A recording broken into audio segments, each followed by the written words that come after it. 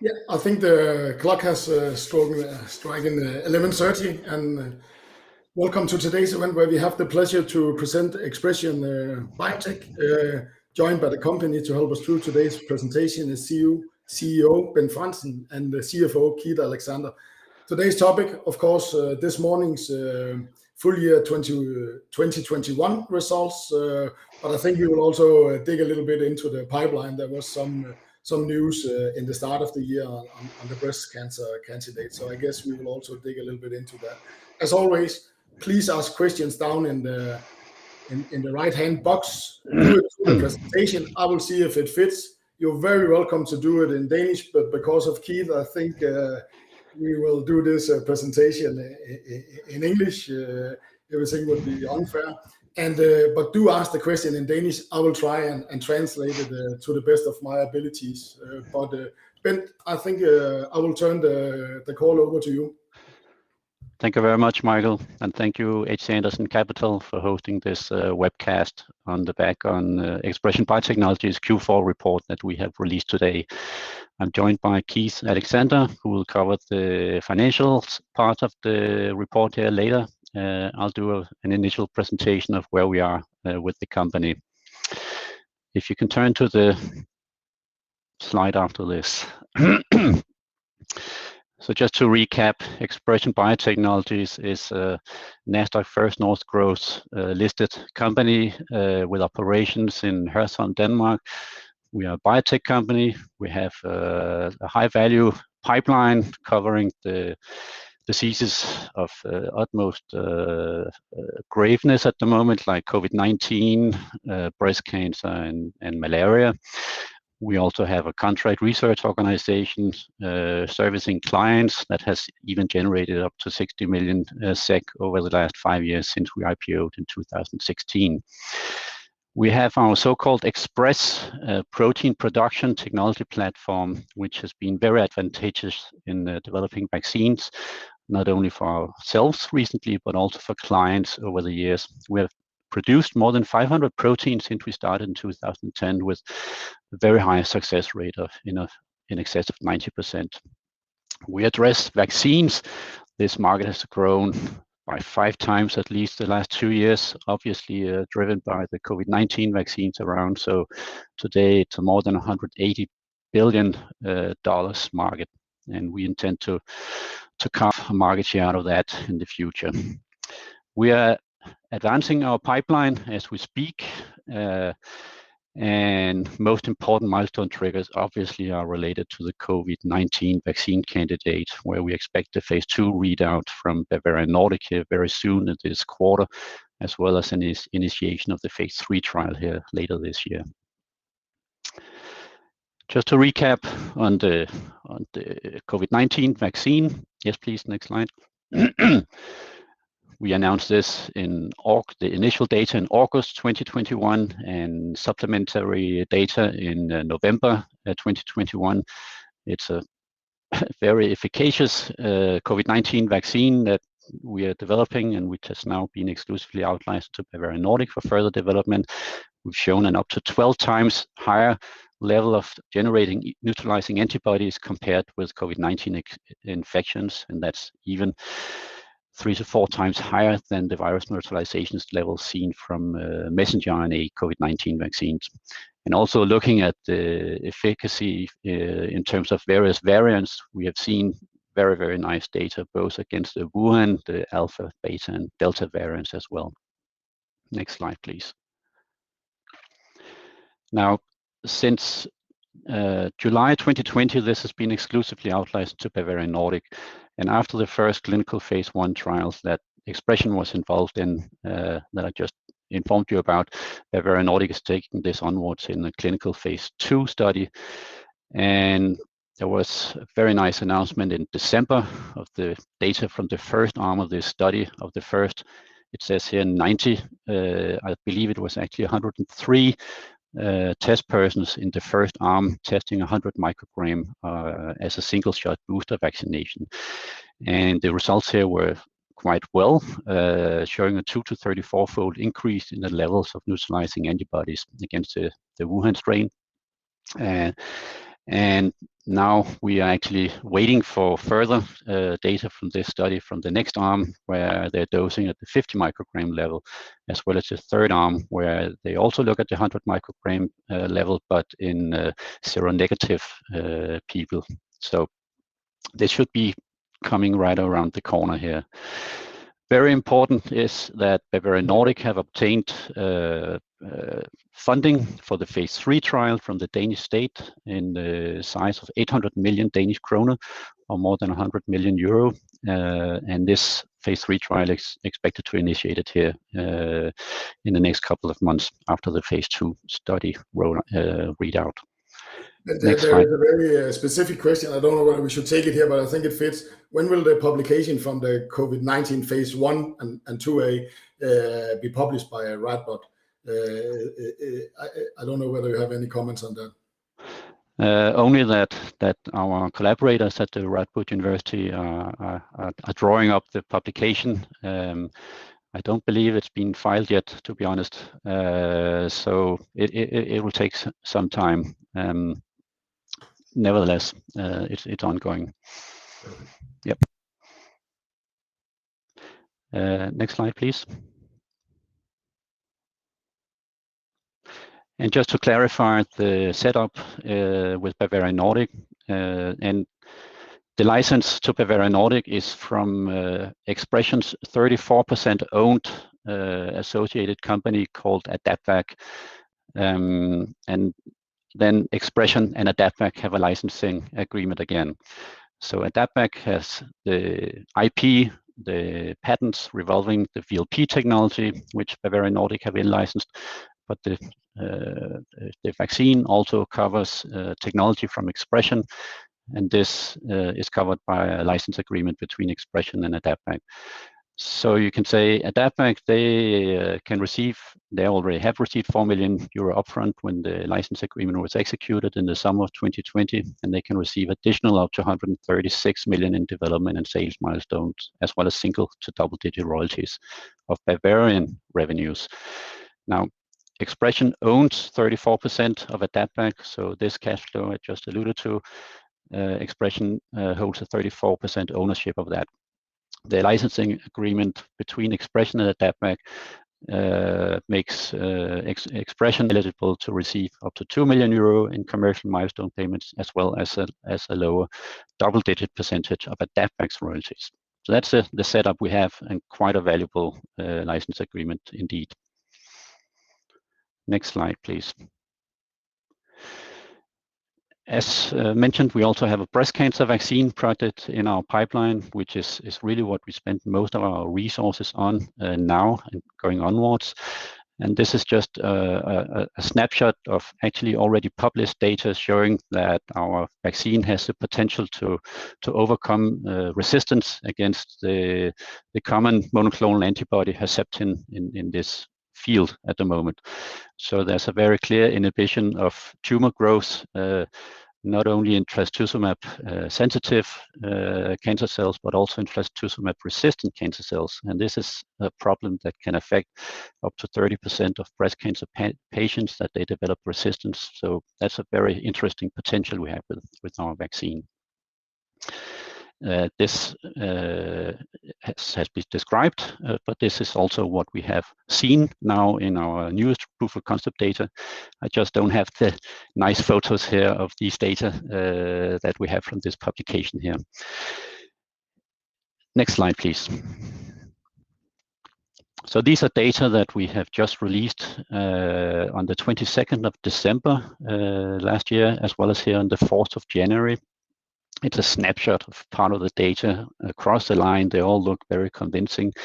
If you look at the left, we see a readout from a mice study where we look at the development in tumor growth in mice that spontaneously develop HER2 breast cancer tumors. And you can see we test various groups that get a control or a control of our vaccine that we call ES2B-C001, excluding adjuvant and including an adjuvant, and then with the adjuvant in 2 different dosing schedules. And the highlight here is the red curve that you can see. There's a very clear decrease in the progression of tumor development. So this is very promising for us and something that we continue to work on now.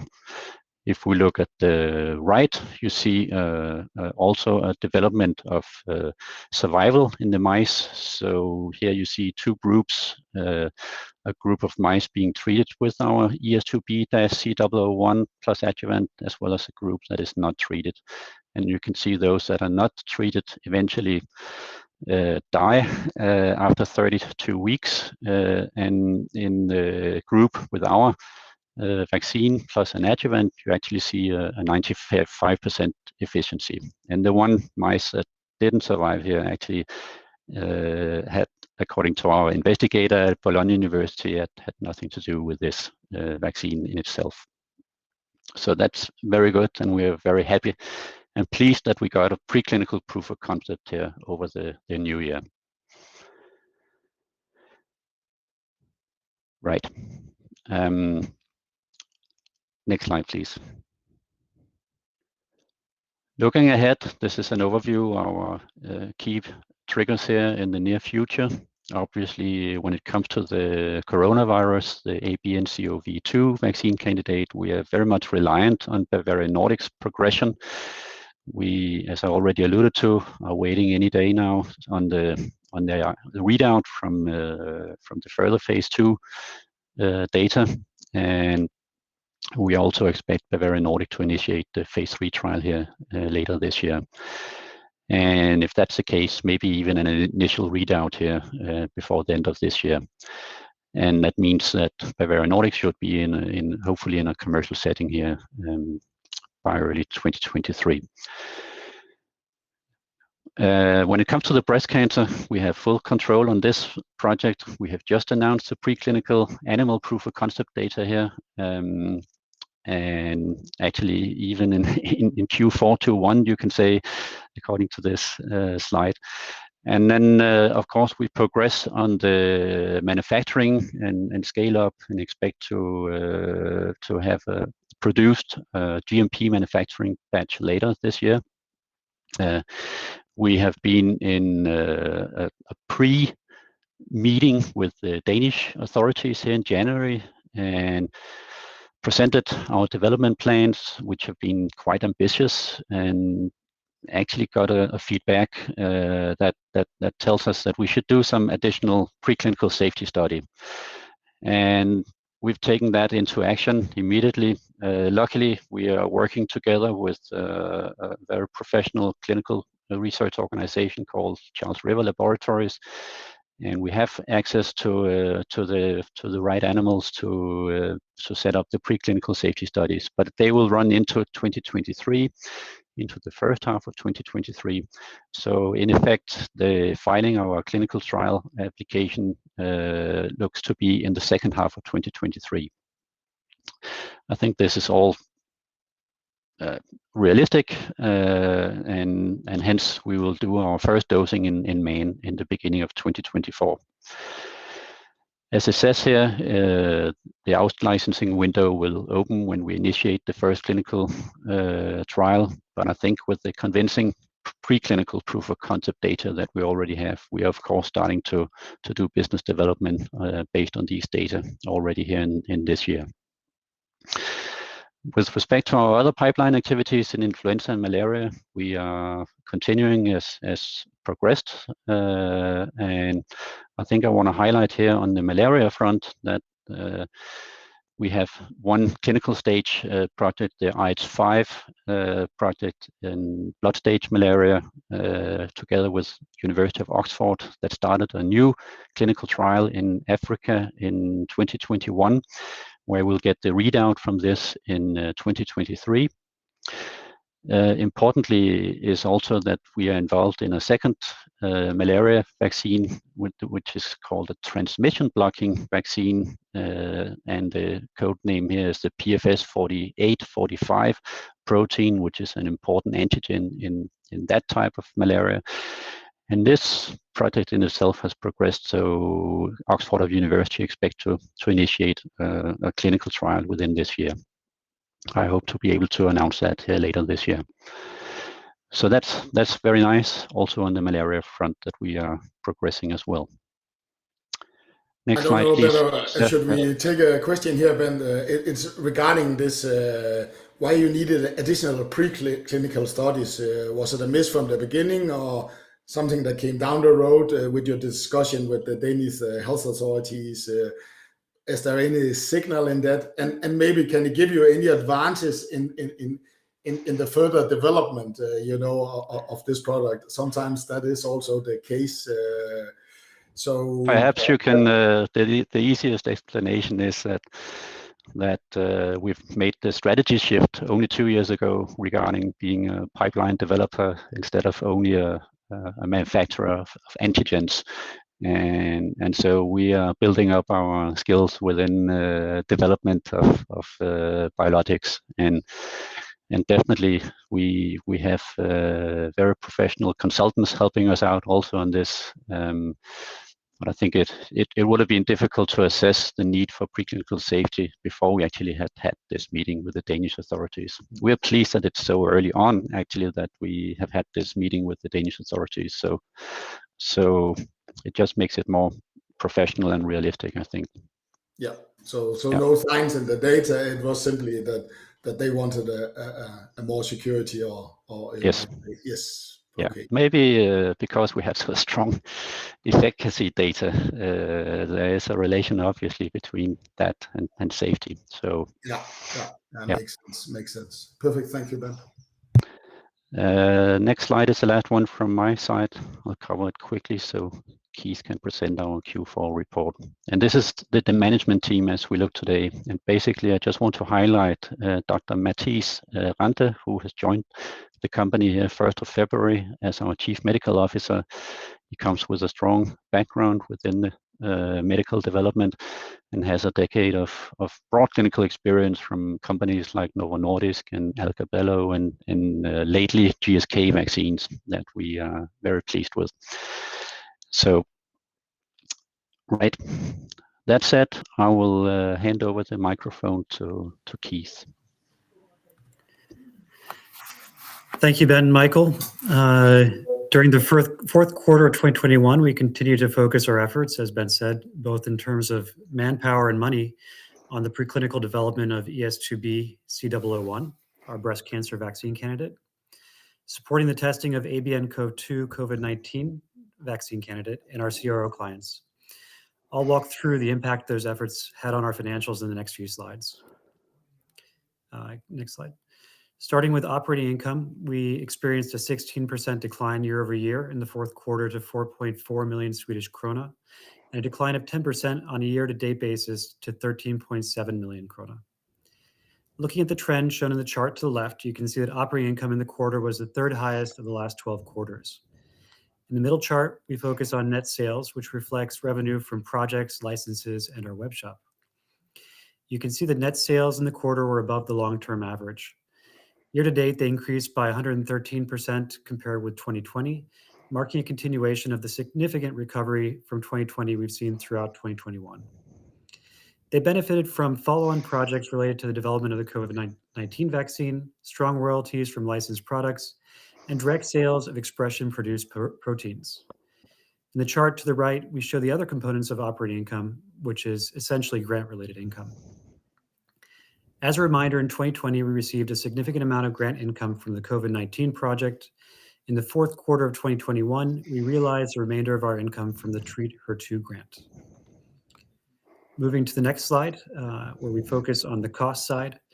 Operating costs in the fourth quarter amounted to 20.6 million Swedish krona, a decrease of 8% compared with the fourth quarter of 2020. The reason for the decrease is that the fourth quarter of 2020 included significant expenses from the COVID-19 vaccine project. On a year-to-date basis, operating costs increased 34% to 62.1 million Swedish krona. This significant increase primarily reflects costs related to preclinical development of our HER2-positive breast cancer therapeutic vaccine candidate, ES2B-C001, including the initiation of the proof of concept study.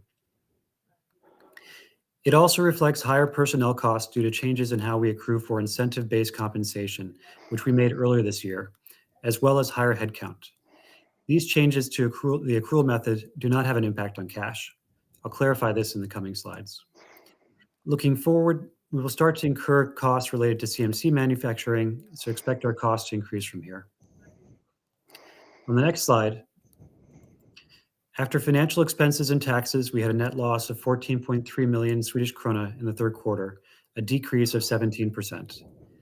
The year-to-date net loss increased 39% to 43.9 Swedish krona. Financial expenses have been much lower year-to-date than in 2020 due to the termination of bridge loans and a benefit from exchange rate movements, notably a weaker Swedish krona relative to both euro and Danish krona. Though the impact of negative interest rates on our cash balance is a factor we face on an ongoing basis. On our next slide, we show the trend in our cash balance, which ended the year at 37 million Swedish krona. The reason for the large decrease is simple. The Danish tax authority, SKAT, is currently offering companies the opportunity to keep up to 350 million Danish krona in their SKAT account, where the balance does not incur negative interest. After consultation with SKAT, our bank, and other advisors, we decided to store a portion of our cash in our SKAT account. Each month, we adjust the payout limit on the account to ensure we have enough cash, plus a very prudent, healthy margin in our bank account. Including the SKAT balance, ExpreS2ion ended the year with 138 million Swedish krona available to fund operations, the highest year-end balance in the company's history. This is a very healthy balance. In the fourth quarter, the balance decreased by only 4 million Swedish krona since non-cash adjustments, including an income tax received, and our ratio of current receivables to liabilities increased, largely offsetting a negative operating result. On the next slide, looking at cash development over the year, including our SKAT balance, we started the year with 107 million Swedish krona, raised approximately 75 million Swedish krona after costs, spent 46 million Swedish krona on operating and investment activities, excluding the SKAT transfer, and benefited from 2 million Swedish krona in exchange rate movements, ending the year with 138 million Swedish krona. On the final slide, the next one, I'd like to note that in 2021, our number of investors increased from approximately 6,000 to 14,000. We'd like to thank our investors for their continued support and interest in ExpreS2ion's pipeline activities. I can assure you that everyone at ExpreS2ion is working very diligently to maximize your return on investment. With that, I'll pass it back to Michael and stick around for any Q&A. Yeah, perfect, Keita. I have a question, and then we will turn also to the audience. As far as I could see, you were not giving any guidance on the cash balance year-end 2022. Do you have some granular? I don't know whether you give it, and I could see that the cash outlay were around your net loss. But do you have any granular how much that is going to develop in 2022, or is there a reason why you haven't guided, because there's still some big swing factors there? Michael, thank you for the question. That's of course, the question is on everyone's minds, and we can make a few comments to that, but we won't provide specific guidance on where we expect it to be at the end of the year. We do believe that we have a very healthy cash balance right now and enough to last us into 2023. Beyond that, I would say, I think I said in my prepared remarks that we do expect our CMC costs to increase in the near future. We are a pipeline-driven business, so we do have significant costs in our financial structure. Perfect. Thank you. Yeah, but let's turn to the questions. I think the first one, and I think is on a lot of minds, is regarding the COVID-19 market. You know, with the Omicron and everything, we can discuss what works and doesn't work, but it seems that market has, you know, reassessed how large the total market will be for the vaccines in the future. I can see there's a number mentioned down here, around 30 billion, you know, for the coming years. Is that forecast still valid in your opinion, Ben? I know it's nobody knows how this ends, but if you can give us some kind of comment on how you're looking at that at that the future market of the COVID-19 vaccines? Sure. Well, first of all, the pandemic itself, it's going to take a while still before that is called off. It's around, and it's going to take a long time for that. The booster vaccine that we are developing, or that which Bavarian Nordic is developing, clearly has a product profile that allows for this strong COVID-19 vaccine to work efficaciously and has a longevity in its protection that is, I still claim it to be beyond none.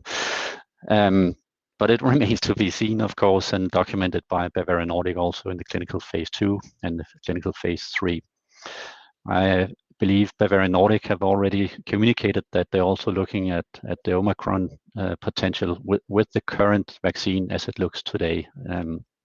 I don't know how that will look like, but given the strong neutralization, even against beta and delta variants, yeah, let's see. That's speculation at this point in time. ExpreS2ion Biotechnologies, given our protein production technology, of course, has already developed the Omicron variant. That's not a problem for us to make the antigen. Taking that into a new clinical program takes a lot more than that, and that's Bavarian Nordic's call to go down that route. I think if they can prove that what they have in their hand is strong, then that will be good, of course. And regarding maybe the market size, that is, I know you don't sit with all the intelligence. It is Bavarian who should assess this. But do we have any feel on, is the market size being lowered due to this mild Omicron, or the way we are maybe looking at COVID-19? I know escape variants and everything can change that picture in a minute. But right now, your feeling, or are you seeing any market reports that kind of indicate what could this booster market or yearly to the elderly and the sick maybe be worth in total? I don't know whether you're seeing anything, Ben. When we started with this 2 years ago, we showed the market value as being in excess of 10 billion euro, and then it was 30 billion euro, and I mean it's way above 100 billion euro these days, the COVID-19 market. I can't see it decreasing in the short term. And given an even more improved COVID-19 vaccine, I think there's room to maintain the market level where it is now and gain market shares. That's the name of the game. Perfect. Yeah. And then there was there's the hard one you will always get when your share price is under pressure, but your share price has developed quite negatively, also I might say together with the rest of the biotech sector, but maybe a little bit worse. And there's a direct question, Ben. Has any one of the management or the board sold out in the shares since it peaked last summer? So I don't know whether you can comment on it. We have seen data, of course, of the chairman, but I don't know whether you can give some granular on other people having done that, and maybe while the chairman had sold out. I think the only granular I can give on my own behalf is that I purchased 1,000 shares at share price 47 in November, and I wouldn't hesitate to buy again here. Just need to get an overview of my own liquid situation here. So no, going forward, I'm quite sure we will be able to show valuation increases for certain with the pipeline that we have. And we're progressing definitely, and of course we hope for Bavarian Nordic to reach the market on the COVID-19 vaccine. That will help a lot. The general stock exchange trends at the moment with what goes on in Russia and Ukraine and the effect it has on the whole economy, that's terrible for the general investor and institutional investors as well. And we have also been affected by that, as certainly Bavarian Nordic they also have. I'm certain there's room for improvement as we progress with our pipeline activities and show that we get further to a commercialization stage. And there's a very direct question. You answered to you as your management. I think I've seen on the inside selling, there is no one from the management, the top management or the inside management in the company. It has been on the board. There has been some selling since summer. Is that correct, Bent, also to what you have followed? Not to my knowledge, but I don't follow the reporting to the Swedish Finansinspektionen in details. But of course, if there's any notion to our chairman, that's a closed thing. He is backing up the company completely and had his issues with needing to pay tax under the Danish lagerbeskatnings rules, and I think that should be covered. Yeah. Then there is a little bit of questions regarding the breast cancer candidate. The new result demonstrated proof of concept in therapeutics as well as preventive mice model. Could the candidate also be developed as a prophylactic, or other words, as a preventing breast cancer vaccine? Can you give a little bit of elaboration on that, on your thoughts? It's a good question, also related to the fact that our breast cancer vaccine is based on our antigen production technology and the VLP technology from AdaptVac, and the same principle apply to the HPV vaccines, which actually are preventive, since girls and boys are being vaccinated in their early teens or before. This is not the case with the breast cancer vaccine project as we design it today. It's a therapeutic vaccine where we would like it to be dosed to people who have been diagnosed with breast cancer, and then we build up the protection from there, basically. Okay. And with the very strong result, isn't it possible to get the additional safety study earlier than you announced? Now you need to wait, and everybody wants to see the next safety study. But is there some kind of organizational blockage, or is it it's simply not possible, even if you would like to feed more money into it? I guess to try and speed it up with those good results. Well, I was very pleased that we actually could present the strong preclinical safety data on the 22nd of December, before the end of 2021. I had my doubts in the end if we could actually do as promised. Now we're saying we will make the additional preclinical safety studies in the first half of 2023, and that's where it stands with our plans at the moment. So is it, and now I'm asking, you don't need to answer, Ben, but is it because you are partnering this out, so they have a schedule for do that? So even if you would like to, that has more money something to do with it.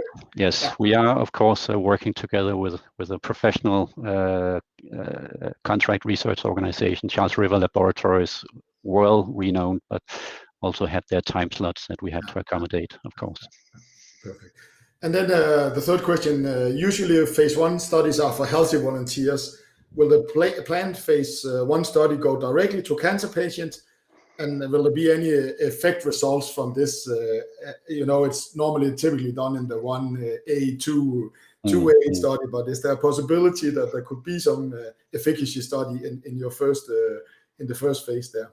Yes. Without being the clinical expert, and also just want to have Mathies, our new chief medical officer, having his say also. But nevertheless, you may describe the first trial as a phase 1B, because it will take place also in diagnosed patients. So we will. And ethically, you also have an issue with starting a trial like that in healthy volunteers. Okay. So that's the good thing is you will actually quickly get data then from people who are affected by breast cancer. There will be readouts where you, like the pictures we saw on one of the sites, where you can see whether it has an effect. Perfect. Yes. I think you answered it. I will ask you again if you can elaborate, but have you been working on Bavarian Nordic in regards to the Omicron study that for some reason has been late? Any obstacles here from your side? where they would like to test it here. So just if you could give a small comment on that, if you. That's going to be very small, Michael, because it's Bavarian Nordic who are pursuing findings on that, but also wanting to check, of course, if the existing vaccine is protective in itself, also against the Omicron variant. Yeah. So nothing from your side. It's perfect. Only is the fact that we, of course, already had the Omicron antigen made in our laboratories, and even can share that with other interested parties and research laboratories under our CRO services business, actually. Yeah. And then maybe a little bit back to Keith, or maybe it's you, Ben. Do we have sufficient cash? I think you elaborated a little bit on Keith, but let's try and dig a little bit more. Do we have sufficient cash to initiate phase 1, or can we expect a new capital raise in 2023? Or are you expecting use some of the potential royalty income from the COVID-19? Or there's also the question, actually, could it already be partnered out, this breast cancer vaccine? I know it would be very early only but if you're so strong enough or so a little bit about your thinking going forward on when you will need to fund some stuff, and where maybe you could see some potential income coming from that might fund it, except from taking the money from the stock market.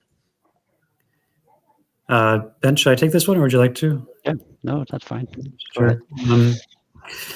I mean, I think we've already commented on the strength of our cash position, and Ben provided the milestones that we're looking out in the timeline for the next few years. I think you can kind of connect the dots that way.